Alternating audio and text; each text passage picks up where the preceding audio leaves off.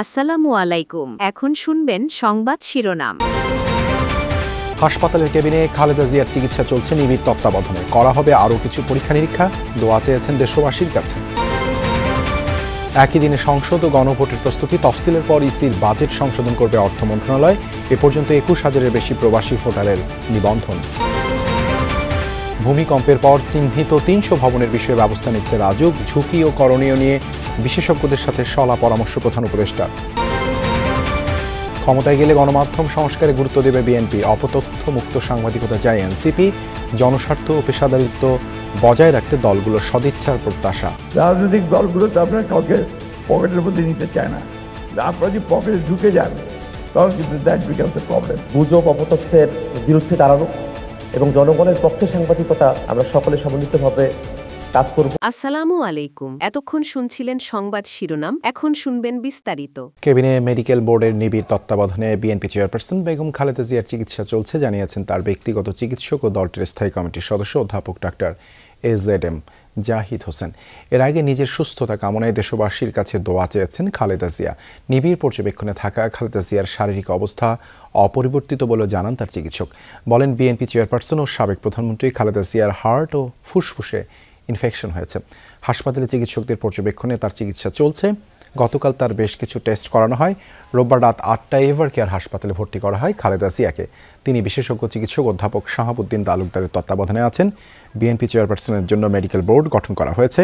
Board সদস্যরা জানিয়েছেন, গত কয়েক মাস ধরেই নানা ধরনের শারীরিক জটিলতা দেখা যাচ্ছে বিএনপি চেয়ারপারসনের। চ্যালেঞ্জ হলেও একই দিনে জাতীয় নির্বাচন আর গণভোট করা সাশ্রয়ী হবে বলে মনে করেন অর্থ উপদেষ্টা ডক্টর সালেউদ্দিন আহমেদ। বলেছেন, তফসিল ঘোষণার পর ইসিকে চাহিদার ভিত্তিতে বরাদ্দ দেওয়া হবে। সচিবালয়ে সরকারি ক্রয় সংক্রান্ত উপদেষ্টা পরিষদ কমিটির সভা শেষে এসব কথা জানান তিনি। দেশে প্রথমবারের মতো একসাথে হতে যাচ্ছে জাতীয় নির্বাচন ও গণভোট। অনেকে এটিকে চ্যালেঞ্জ মনে করলেও সরকারের ভাবনা দুটি একসাথে হওয়াই যৌক্তিক। সোমবার সকালে সচিবালয়ে সরকারি ক্রয় সংক্রান্ত কমিটির বৈঠক শেষে ভোট নিয়ে কথা বলেন অর্থ উপদেষ্টা ডক্টর সালেহুদ্দিন আহমেদ। জানান, তফসিল ঘোষণার পর ইসিকে চাহিদার ভিত্তিতে বরাদ্দ দেওয়া হবে। এত এন্টায়ার জিনিস রিটার্নিং অফিসার মোবিলাইজ করা, আপনি জানেন এটা খুব সোজা কাজ না। ইভেন কিছু কিছু ব্যাংকের অফিসার, জুনিয়র অফিসার, তারাও তো ডিউটিতে যাবে, স্কুলের টিচাররা যাবে। আপনি 2 দিন নিয়ে আসবেন, তাদেরকে ইসে করবেন, এগুলো তো ডিফিকাল্ট। অর্থাৎ একদিনে করাটা, পৃথিবীর অনেক দেশেই তো এরকম হয়তো। লজিস্টিক্যালি আমার মনে হয় একবারে করা বেটার এবং এটাকে সুষ্ঠুভাবে করা যেত। নির্বাচন উপলক্ষে পুলিশের বডি ক্যামেরা কেনার ব্যাপারে অর্থ উপদেষ্টা জানান, স্পর্শকাতর ভোট কেন্দ্রগুলোতে বডি ক্যামেরা দেওয়া হবে, তবে তার পরিমাণ কতটুকু সেটি ঠিক করবে স্বরাষ্ট্র মন্ত্রণালয়। না, এটা আমি ঠিক করব না, এটা তো সে আমাদের দায়িত্ব না। এটা আপনার স্বরাষ্ট্র মন্ত্রণালয়, তাদের যে এজেন্সিগুলো আছে তাদের সাথে বসে, কারণ ব্যবহার করুক, ওখানে তো ইনভলভ কিন্তু স্বরাষ্ট্র মন্ত্রণালয় ডিরেক্টলি, এবং ইসিরও কিন্তু ওই কেনার ব্যাপারে, বডি ক্যামেরার ব্যাপারে দায়িত্ব না। ইসি বলে দেবে যে এইসব জায়গায় তোমরা নেবে এবং ক্যামেরা বা কী কী সুরক্ষা করবে, এটা স্বরাষ্ট্র মন্ত্রণালয়। এদিন সকালে ঢাকা মহানগর দায়রা জজ আদালতে পারিবারিক আদালতের উদ্বোধনী অনুষ্ঠানে কথা বলেন আইন উপদেষ্টা ডক্টর আসিফ নজরুল। অতিরিক্ত সংস্কার করতে গিয়ে রাষ্ট্র কাঠামো যেন দুর্বল না হয় সেদিকে খেয়াল রাখার পরামর্শ দেন তিনি। আপনার সংস্কার নেওয়ার জন্য আস্তে আস্তে একজন একটা অ্যাথলেটকে আরো বেশি ট্রেনিং করার জন্য আস্তে আস্তে ফিজিক্যালি প্রস্তুত হতে হয়। এটা একটা সংস্কার ওরকম একটা ক্রমান্বয় প্রক্রিয়া, ইনক্রিমেন্টাল প্রসেসে করতে হবে। আমাদের এখানে সংস্কার চিন্তা থাকতে হবে এবং এটা কিছুটা আরেকটু বাস্তবচিত হতে হবে। আইন উপদেষ্টা বলেন, শুধু আইন মন্ত্রণালয়ে 21টি সংস্কার আনা হয়েছে। বিচার বিভাগে যে সংস্কার হয়েছে তাতে আগামী 5 বছরে মামলার সংখ্যা 50% কমবে বলে আশা প্রকাশ করেন তিনি। অন্যতম স্বপ্ন হচ্ছে যাওয়ার আগে 64টা জেলায় লিগালি ম্যান্ডেটরি করে দিয়ে যাবে। ঢাকায় সাম্প্রতিক ভূমিকম্পের ঘটনায় আতঙ্ক নয়, সচেতনতা বাড়ানোর পরামর্শ দিয়েছেন দেশের শীর্ষ ভূমিকম্প বিশেষজ্ঞরা। সোমবার প্রধান উপদেষ্টা ডক্টর মোহাম্মদ ইউনূসের সভাপতিত্বে অনুষ্ঠিত জরুরি বৈঠকে তারা এই মত দেন। বিশেষজ্ঞরা বলেন, 48 ঘন্টা, 10 দিন বা 1 মাসের মধ্যে বড় ভূমিকম্প হবে, এ ধরনের গুজব ছড়ানো হচ্ছে যা সম্পূর্ণ ভিত্তিহীন। ভূমিকম্পের সুনির্দিষ্ট সময় কেউ বলতে পারে না। বৈঠকে প্রধান উপদেষ্টা বলেন, সরকার অবৈজ্ঞানিক পদক্ষেপ নিতে চায় না, এজন্য স্বল্পতম সময়ের মধ্যে বিশেষজ্ঞদের লিখিত পরামর্শ চেয়েছেন তিনি। একই সঙ্গে টাস্কফোর্স ও বিশেষজ্ঞ কমিটি গঠনের কাজ চলছে বলেও জানান। বিশেষজ্ঞরা বলেন, বাংলাদেশ বড় ভূমিকম্প প্রবণ এলাকা নয়, তবে পর্যাপ্ত প্রস্তুতি জরুরি। এছাড়া গুজব রোধে তথ্যের যথাযথ প্রচার এবং বিদেশে থাকা বাংলাদেশি বিশেষজ্ঞদের সাথে সমন্বয় বাড়ানোরও পরামর্শ দেন তারা। বৈঠকে মন্ত্রণালয়ের উপদেষ্টা, বুয়েট, ঢাকা বিশ্ববিদ্যালয় সহ বিভিন্ন প্রতিষ্ঠানের বিশেষজ্ঞরা অংশ নেন। ভূমিকম্পের পর রাজধানীতে চিহ্নিত ঝুঁকিপূর্ণ ৩০০ ভবনের জন্য ব্যবস্থা নিচ্ছে রাজুক। এক সেমিনারে এই তথ্য নিশ্চিত করেছেন সংস্থাটির চেয়ারম্যান।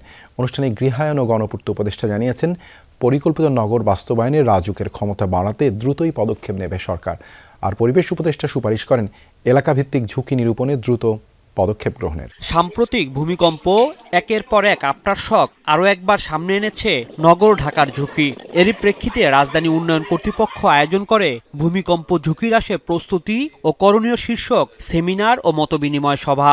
ভূমিকম্পের সময় এই ধরনের জলাশয় জলাভূমিতে আপনি যত ধরনের ইঞ্জিনিয়ার স্ট্রাকচার বানান, সেটা লিকুইফ্যাকশন এবং অন্যান্য কারণে সেগুলো ধসে পড়তে পারে। আর্থকোয়েকে যত লোক মারা না যায় তারপরে বেশি লোক মারা যায়। সেই বিল্ডিংগুলোকে মার্কিং করে সবুজ, হলুদ, লাল এরকম মার্কিং করে ব্যবস্থা নিতে হবে। সবাই গৃহায়ন ও গণপূর্ত উপদেষ্টা দুর্যোগের ঝুঁকি কমাতে জনগণের প্রস্তুতির পাশাপাশি সরকারি সংস্থাগুলোর সম্মিলিত উদ্যোগের উপর জোর দেন। এই ভূমিকম্পের ক্ষেত্রেও, ভূমিকম্পের প্রস্তুতির ক্ষেত্রেও, ঝুঁকি কমিয়ে আনার ক্ষেত্রেও আমরা সেটা পালন করতে পারবো। সংবাদ মাধ্যমকে লেজুর বৃত্তির সুযোগ না দিতে রাজনীতিবিদদের প্রতি আহ্বান জানালেন সম্প্রচার মাধ্যমের নীতি নির্ধারকরা। যদিও গণমাধ্যমের অতীতের অতি রাজনীতিকরণের দায় সাংবাদিকদের উপরই চাপান বিএনপি মহাসচিব বলেন, ক্ষমতায় এলে গণমাধ্যম সংস্কারে অগ্রাধিকার দেবে বিএনপি। বিজেসির মতবিনিময় সভায় অপতথ্য বন্ধ করে গণমাধ্যমকে জনবান্ধব হওয়ার পরামর্শ দিয়েছেন রাজনীতিবিদরা। বিজেসির পক্ষ থেকে জাতীয় সম্প্রচার কমিশন সহ 7 দফা সুপারিশ উত্থাপন করা হয়। গণমাধ্যম সংস্কার কমিশনের প্রতিবেদনের উপর সম্প্রচার সাংবাদিকদের সংগঠন বিজেসির ধারাবাহিক মতবিনিময়ের শেষ পর্বে ছিলেন রাজনীতিবিদ ও সম্প্রচার মাধ্যমের নীতি নির্ধারকরা। মতবিনিময়ের শুরুতেই গণমাধ্যম সংস্কার কমিশনের প্রতিবেদন নিয়ে 7 দফা সুপারিশ তুলে ধরে বিজেসি। সম্প্রচার সংবাদ মাধ্যমকে স্বাধীন সম্পাদকীয় প্রতিষ্ঠান হিসেবে পরিচালিত হতে দেওয়ার রাজনৈতিক অঙ্গীকার করতে হবে। মৌলিক এসব দাবি বাস্তবায়নে আগামীর নীতি নির্ধারকদের সহায়তা চান বিজেসি নেতারা। গণমাধ্যমেরও জবাব দিতে থাকবে জনগণের কাছে, সরকারও এটি অহেতুক বাধাগ্রস্ত করবে না। যদিও দাবির সাথে খুব বেশি দ্বিমত ছিল না রাজনীতিবিদদেরও, তবে তারা সম্প্রচার মাধ্যমকে আরো বেশি জনস্বার্থ সংশ্লিষ্ট হওয়ার তাগিদ দেন।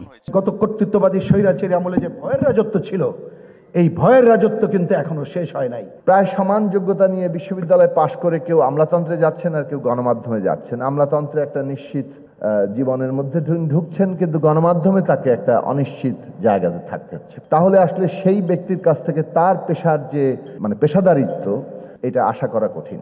সরকারের পক্ষ থেকে একটা স্ট্রং সোর্স প্রত্যেকটা টেলিভিশনকে হতে পারে তাদের টিআরপির আলোকে বিজ্ঞাপনের আর্থিক সুবিধা টেলিভিশনগুলোকে দেওয়া যেতে পারে। তারা শুধু ওয়াচ ডগ না, তারা এমনকি মাঝে মাঝে পাথ ফাইন্ডার হতে পারে।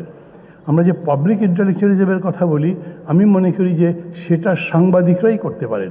গুজব, অপতথ্যের বিরুদ্ধে দাঁড়ানো এবং জনগণের পক্ষে সাংবাদিকতা আমরা সকলে সমন্বিতভাবে কাজ করব।